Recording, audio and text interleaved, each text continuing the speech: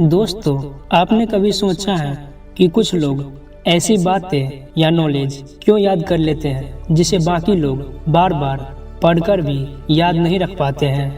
क्यों किसी को सिर्फ एक बार पढ़ना काफ़ी होता है और किसी किसी को 10-10 बार पढ़ने के बाद भी वह चीज़ समझ नहीं आती है?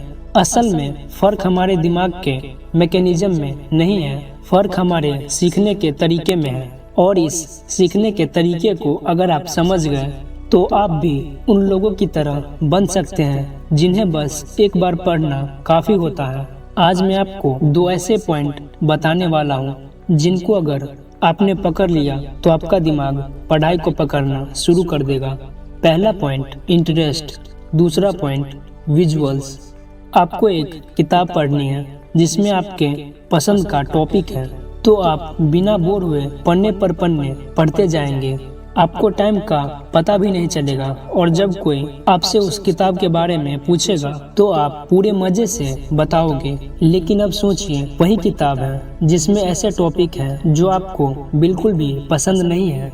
आप पढ़ोगे लेकिन आपका दिमाग बार बार भटकेगा। 3 पेज पढ़े और मोबाइल उठाकर देखने लगे, और फिर जब अगले दिन कोई आपसे पूछेगा कि क्या पढ़ा था तो शायद आपको आधा भी याद न हो। इसका मतलब साफ है, दिमाग सिर्फ वही चीज याद रखता है जिसमें उनको इंटरेस्ट मिलता है, क्योंकि इंटरेस्ट के समय हमारा दिमाग डोपामिन रिलीज करता है। डोपामिन क्या करता है? यह आपके दिमाग को सिग्नल देता है, अरे यह चीज जरूरी है, इसे स्टोर करो।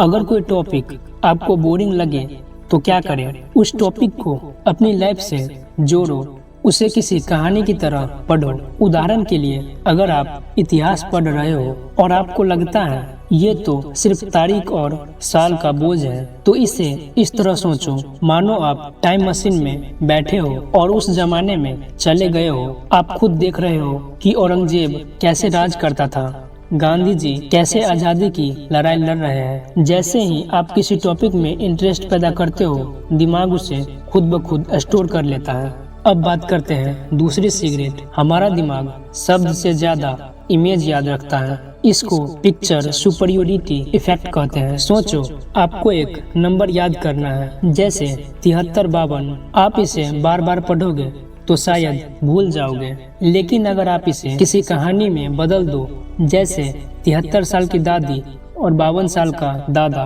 तो तुरंत याद हो जाएगा। यही विजुअलाइजेशन है। आप किसी भी बोरिंग फैक्ट या थ्योरी को पिक्चर में बदलो, कहानी में बदलो, और दिमाग उसे ऐसे पकड़ लेगा जैसे कैमरा में फोटो पकड़ लेता है। एक उदाहरण लेते हैं, अगर आपको न्यूटन का तीसरा नियम याद करना है, हर क्रिया के बराबर और विपरीत प्रतिक्रिया होती है, तो इसे सिर्फ शब्द की तरह मत पढ़ो। अपने दिमाग में सोचो कि आप गेंद को दीवार पर मारते हो और वो वापस आती है, तो यह तस्वीर आपके दिमाग में बैठ जाएगी और आप यह नियम कभी नहीं भूलोगे।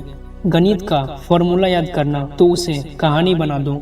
मान लो a² + b² = c²। ये एक पाइथागोरस प्रमेय है। आप इसे ऐसे सोच सकते हैं, a और b 2 रास्ते हैं जो मिलकर c यानी सबसे बड़ा रास्ता बनाता है। अब यह विजुअल हमेशा आपके दिमाग में रहेगा।